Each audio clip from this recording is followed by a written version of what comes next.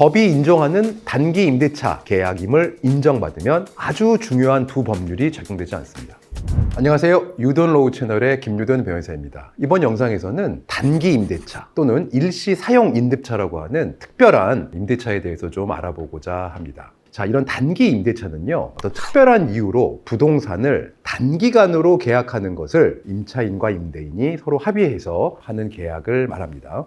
예를 들어서 자기 집을 리모델링 하는데 잠깐 한 2달 또는 3달 동안 묵을 임시 거처를 구할 때 하는 계약이랄지요. 지금 출장을 서울로 갔는데 한 2, 3개월간 묵을 장소를 구한다든지, 팝업 스토어처럼 일시적으로 어떤 영업 항의를 한다든지, 이런 경우에 하는 계약을 일시 사용 임대차 관계라고 할 수 있습니다. 여러분 혹시 주변 상점 이렇게 가다 보면 1층에 좀 허전해 보이는 상점에 창고 대방출, 폐업 땡처분 뭐 이런 가게들 보신 적 있지 않나요? 이런 점포를 깔세 점포라고도 합니다. 여러분 깔세라는 말 들어보셨나요? 깔세는 단기이기 때문에 보통 한꺼번에 다 돈을 주고 계약을 하는 경우가 많습니다. 자, 이러한 단기 임대차 계약이 좀 특별하게 취급되는 이유가 있어요. 임대차 관계에서 주택임대차보호법과 상가임대차보호법에 따라서요, 임차인은 굉장히 두터운 보호를 받고 있습니다. 이런 주택임대차보호법 등은요, 임차인이 오랫동안 안정적으로 좀 살 수 있도록 또는 안정적으로 사업체가 비즈니스를 할 수 있도록 최소 2년을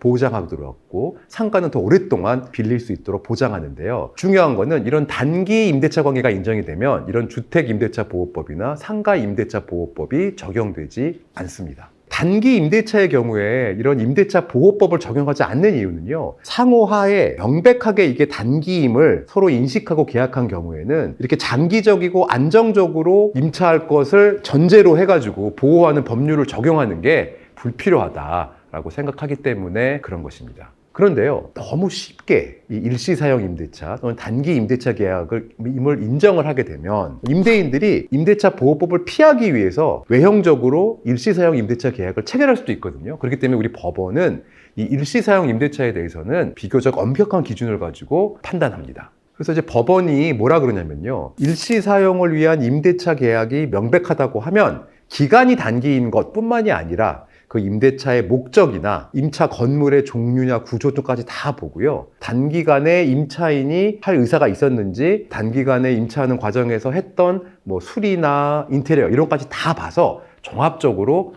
판단하게 됩니다. 이런 사례가 있었어요.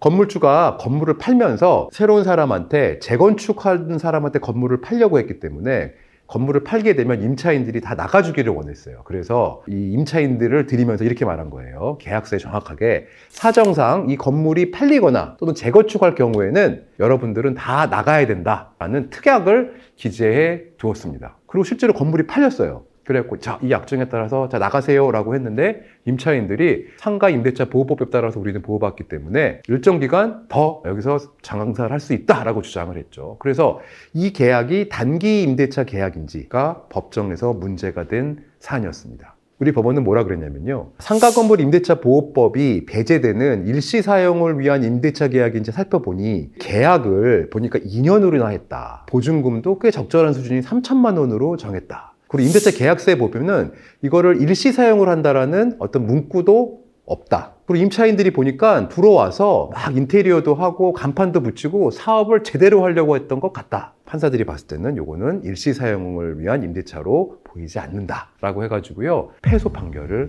했습니다. 어떤 느낌인지 아시겠죠? 반면에 일시 사용 임대차 관계를 인정한 사례도 있습니다. 상가 주인이 어떤 회사에 3개월 빌려주면서 차임은 월 150만 원으로 책정을 했고요, 450만 원 선납받았습니다.